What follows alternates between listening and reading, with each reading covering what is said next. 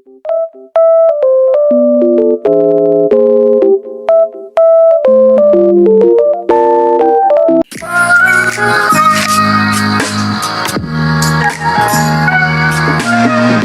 kali ini sebetulnya udah lama bertengger gitu ya di kepala gue. Terus kalian juga udah pada banyak banget yang request. Karena juga gue perhatiin belakangan kemarin diskusi soal beauty privilege itu emang lagi mainstream kan, terutama di media sosial. Gue juga sering banget nih akhirnya ngeliatin cuitan atau postingan orang-orang yang bilang bahwa jadi orang yang cakep itu enak, terus hidupnya tuh gampang, masalah berkurang, terus everything seems so easy for them hanya karena mukanya cakep. Sebelum kita diving lebih lanjut, kayaknya akan lebih masuk akal kalau kita ngebahas tentang privilege-nya dulu nih. Di dalam suatu masyarakat itu kan pasti ada yang namanya inequality atau ketidaksetaraan. Dan dasarnya itu atau landasan itu macam-macam.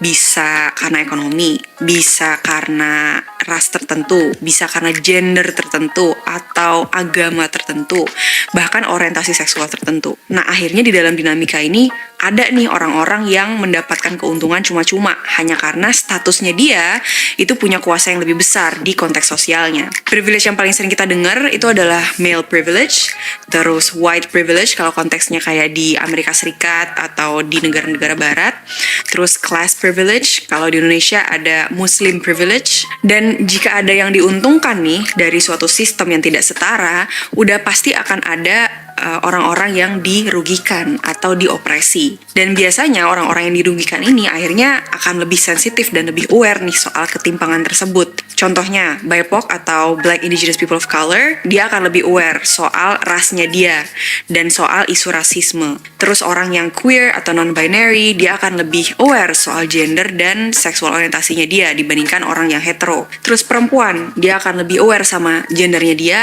terus soal isu patriarki dan isu feminisme dibandingkan laki-laki. Menurut gue dengan makin mainstream diskusi soal privilege itu akan makin baik. Karena orang-orang jadi akan makin sadar, dia nggak akan ngeremehin, dan akhirnya mereka juga bisa ngebongkar sistem yang timpang tersebut. Karena memang ketidaksetaraan itu bisa ada dan thriving karena orang-orang yang diuntungkan dari sistem ini, dia terus-menerus melestarikannya. Well, it's not right, but it makes total sense. Karena mostly kalau lo berada di atas, you're privileged enough, you don't wanna give up your power.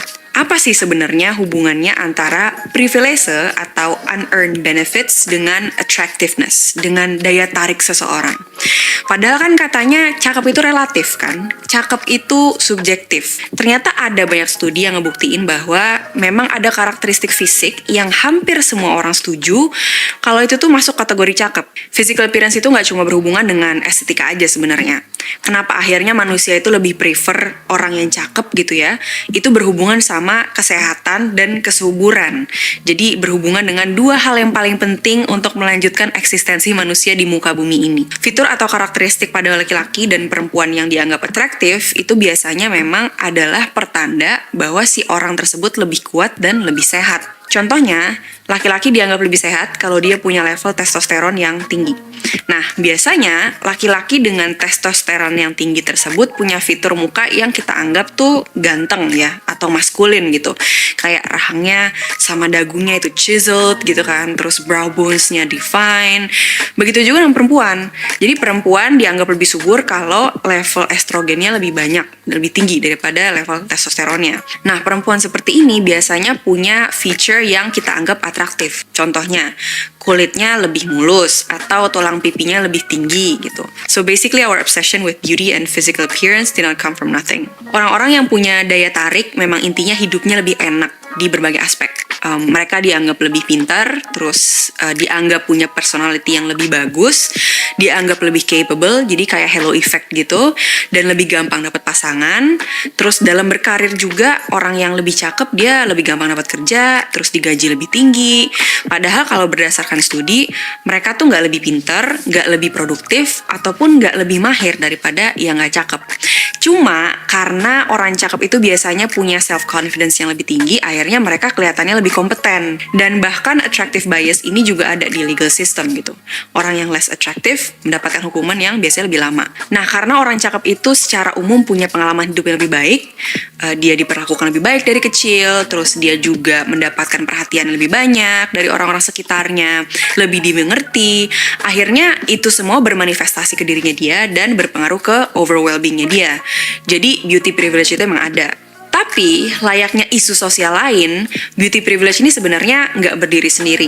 Dia intertwine sama isu-isu lain. Maksudnya gini, di masyarakat umum kan yang dianggap lebih cantik itu adalah orang yang berkulit putih. Dan ini kan bener-bener apparent ya kalau masalahnya itu dari colorism gitu.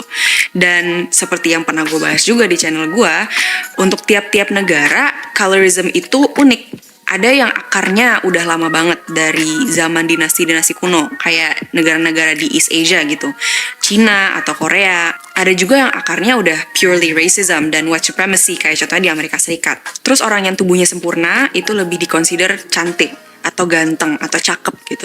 Ini juga karena masyarakat kita tuh ableist.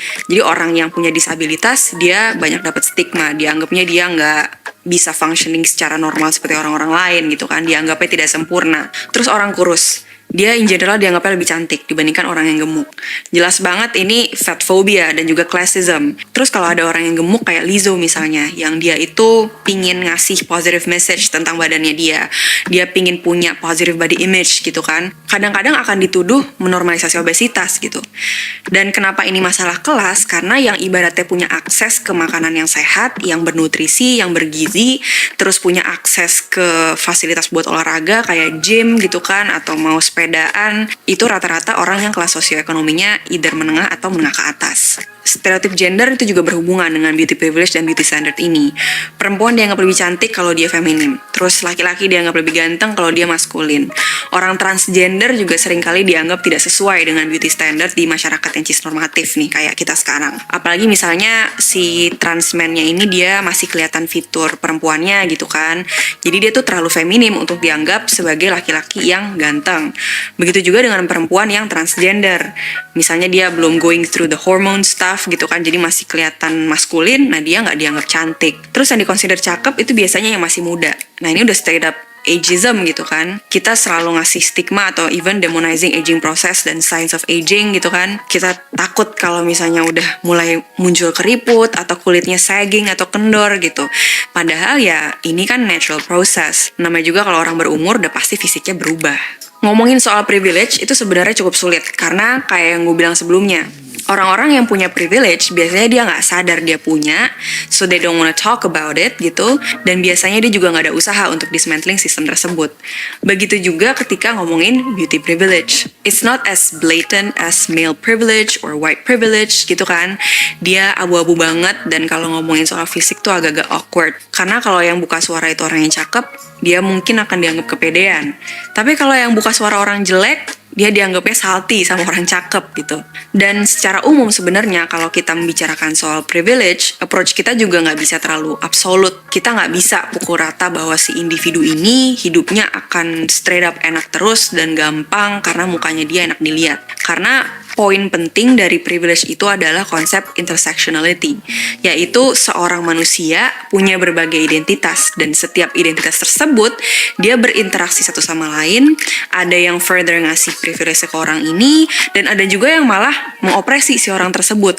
Dan itu semua akhirnya nih combine memberikan pengalaman yang unik khusus untuk si orang itu aja. Contoh gampangnya, beauty privilege itu kan berpengaruh ke semua orang. Perempuan, laki-laki, atau in between, mereka bisa dapat dampaknya. Cuma pengalaman si perempuan cantik dan pengalaman si laki-laki ganteng itu bisa beda. Karena kalau kita ngelihat aspek gendernya mereka nih, dalam tatanan masyarakat kita sekarang ya, laki-laki lebih ada di atas. So the male privilege plays a huge role in his overall experience. Pengaruh beauty privilege ini juga lebih besar ke perempuan karena secara umum perempuan lebih sering dijudge penampilannya. Terus dia juga lebih sering diobjektifikasi. Laki-laki mukanya kalau misalnya dia jelek masih bisa ditolerir, apalagi kalau dia tajir. Begitu juga dalam konteks ras, misalnya di Amerika Serikat. Ada POC atau person of color, dia ganteng. Terus dibandingin sama white guy yang mukanya biasa aja. Nah, mostly yang dapat privilege tetap si white guy, karena ya masyarakatnya mereka standarnya masih white banget gitu kan. Makanya misalnya ada POC tapi dia white passing, dia bisa dapat privilege dibandingkan POC lainnya yang lebih gelap kulitnya. Terus nih, yang menarik adalah Nggak melulu beauty privilege itu memberikan dampak positif ke orangnya yang physically attractive ini. Dampak negatifnya juga ada. Contohnya, orang yang cakep itu dapat ekspektasi lebih besar dari lingkungannya dia. Jadi, misalnya dia tidak sesuai dengan ekspektasi tersebut, dia akan dapat repercussion lebih besar. Beauty privilege ini juga ngebentuk pandangan yang nggak sehat akhirnya terhadap fisik kan. Akhirnya perempuan nih terutama selama dia hidup, dia akan constantly dihantui narasi bahwa fisiknya itu adalah salah satu poin utama dalam dirinya, salah satu virtue yang penting dalam diri dia. Soalnya kalau orang cantik kan mostly yang akan di brought up nih dalam dirinya dia ya, wah lu cantik banget ya, aduh cantik banget babe, oh iya makasih lu juga cantik gitu terus gitu kan. Makanya akan susah untuk beberapa perempuan melihat beyond her appearance. Dia jadi shallow, terus akhirnya in general perempuan jadi lebih kritis terhadap fisiknya dia dibandingkan laki-laki. Dia jadi lebih ngebanding-bandingin fisiknya dia sama orang lain. Terus dia jadi lebih punya kemungkinan yang besar untuk punya body esteem yang rendah. Dan akhirnya muncul nih stereotip bahwa perempuan itu cuma peduli sama fisiknya aja. Perempuan cantik terutama akan dianggap bahwa they got nothing to offer except for their pretty faces. Nah, stereotip ini nih yang juga kemudian mempengaruhi aspek karir misalnya. Perempuan yang atraktif, yang bekerja di male-dominated industry, mereka tuh biasanya harus bekerja 2-3 kali lebih keras hanya untuk membuktikan bahwa dia lebih dari sekadar muka aja. Dia harus effort nih ngebuktiin bahwa dia juga punya otak, dia juga punya work ethic yang bagus, karena ya itu, banyak orang yang berpikir bahwa cantik itu biasanya bodoh. Terus mereka lebih sering jadi korban sexist comment, sexist encounter, sexual harassment even, karena mungkin ada sebagian orang yang nggak bisa ngebedain mana pure compliment dan mana yang udah inappropriate. Dan even banyak orang juga yang nggak tahu gimana caranya dealing sama orang yang cakep atau in this case orang yang cantik. Terutama kalau dia laki-laki yang dia patriarki gitu ya, mereka merasa punya entitlement untuk harassing perempuan. Media dan industri besar itu menurut gue juga memberikan kontribusi yang cukup signifikan sih terhadap isu ini. They keep reinforcing the idea that being attractive is the only thing that matters instead of pushing a healthier message, terutama beauty industry. Jadi akhirnya orang tuh akan berlomba-lomba untuk bisa cakep karena mereka berpikir bahwa jadi cakep itu adalah jalan ninjaku. It's true, but not really. But the point I'm trying to make is it's complicated. Dan karena isu ini cukup kompleks, kita juga semestinya memperlakukan isu ini sebagai isu ya yang tidak mudah gitu kan. Karena kalau kita cuma bilang, lu kan enak, lu cakep, atau lu kan punya privilege, muka lu cantik gitu. Akhirnya diskusinya juga nggak akan efektif. Argumen beauty privilege ini juga nggak bisa dipakai untuk dismissing hard work atau effort yang udah orang-orang cakep ini lakukan. Karena bukan salahnya dia kalau dia dapat keuntungan dari fisiknya. Tapi balik lagi, they're also benefiting from this. Dan menurut gua, kita nih masing-masing orang mesti saling bantu untuk bisa memecahkan isu ini. That's it for today's video. Terima kasih udah menyimak dengan baik sampai akhir nih. Dan seperti biasa, I really wanna know your thoughts on this. Karena isu ini kayaknya banyak banget diskusinya, terus banyak ada pro kontranya. So I really wanna know what you think of beauty privilege. So feel free to comment down below. Dan kalau kalian suka sama videonya, jangan lupa kasih like, terus subscribe kalau belum, dan jangan lupa untuk sharing video ini ke orang-orang lain, entah itu lewat WhatsApp atau lewat media sosial kalian, supaya makin banyak orang yang nonton video ini, terus conversation-nya akan makin jalan lagi. Sampai ketemu di video selanjutnya. Dadah!